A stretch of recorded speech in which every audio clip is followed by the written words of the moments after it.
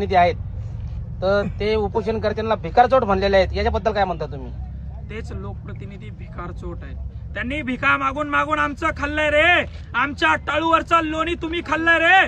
काय तुम्ही केळं विकत होते म्हणला ना, काय तुम्ही सरपंच होते म्हणला ना, मग कुठून आल्या रे एवढाले बंगले, एवढाल्या प्रॉपर्ट्या तुमच्याकडं? कुठून आल्या रे एवढ्या गाड्या तुमच्याकडं? तुमचे पोरं रे इंडिवर फॉर्च्युनर मध्ये फिरता रे. तुमच्या पोरी आमदार झाले रे, तुमचे पोरं नगराध्यक्ष झाले रे. भिकार चोटांनो, आमच्या शेतकऱ्याच्या टाळूवरचा लोणी खाऊन खाऊन मोठे झाले, पोचलेत तुम्ही. कुठं फेडणार एवढा मोठा पाप तुम्ही? आमच्या हक्काचा आमच्या सरकारनं दिलेला आमच्यापर्यंत पोहोचू देत नाही. सर्वात मोठे भिकार चोट तुम्ही अधिकारी आणि तुम्ही लोकप्रतिनिधीतल्यात. घाबरू नका यांना.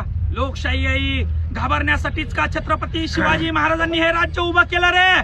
आपल्या मावळ्यांनी रक्त सांडलं यांना घाबरण्यासाठी. या वाळगुंडांना, हे वाळू काढणारे, हे रात्री दारू विकणारे, हे अवैध धंदे करणारे, हे आपल्या आई बहिणींवर वाईट नजर टाकणारे वाळगुंड, यांना तुम्ही घाबरतात का? छत्रपती शिवाजी महाराजांनी काय शिकवलं? डॉक्टर बाबासाहेब आंबेडकरांनी काय शिकवलं? अरे उभे राहा, मैदानात या, लोकशाहीची ही तलवार बाहेर काढून गावागावात इलेक्शनला उभं राहा. मी सांगतोय, पंचायत समितीला उभं राहा, जिल्हा परिषदला उभं राहा. यांची बोकांडी पाय देऊन निवडून या आणि आपले काम आपण स्वतः करा. वारंवार सांगतोय, या भेकरांना घाबरू नका. यांना वजन लागत असेल, अर्जावर यांना पैसा लागत असेल तर नारायणराव, विकासराव, इथून पुढचं आपलं उद्याचं आंदोलन ठेवा.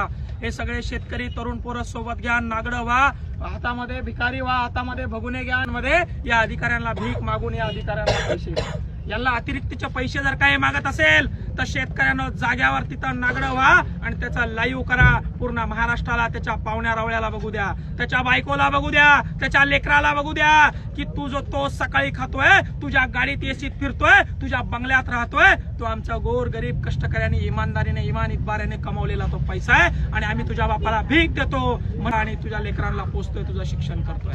हे आंदोलन छेडल्याशिवाय आता पर्याय नाही. ही भ्रष्टाचाराची साखळी आता पोखरल्या गेली आहे. ग्रामसेवकापासून तर विभागीय आयुक्तापर्यंत यांचे धागेदोरे आहे. हे लोक पैसे घेतल्याशिवाय काम करत नाही आणि तुमच्यासारखे शेतकऱ्याचे तरणे बांड पोरं जर का आवाज याच्यावर उचलला नाही तर छत्रपती शिवाजी महाराजांच्या आणि डॉक्टर बाबासाहेब आंबेडकरांच्या स्वप्नातल्या महाराष्ट्रासारखा, स्वप्नातल्या देशासारखा आदेश कधीच होऊ शकणार नाही.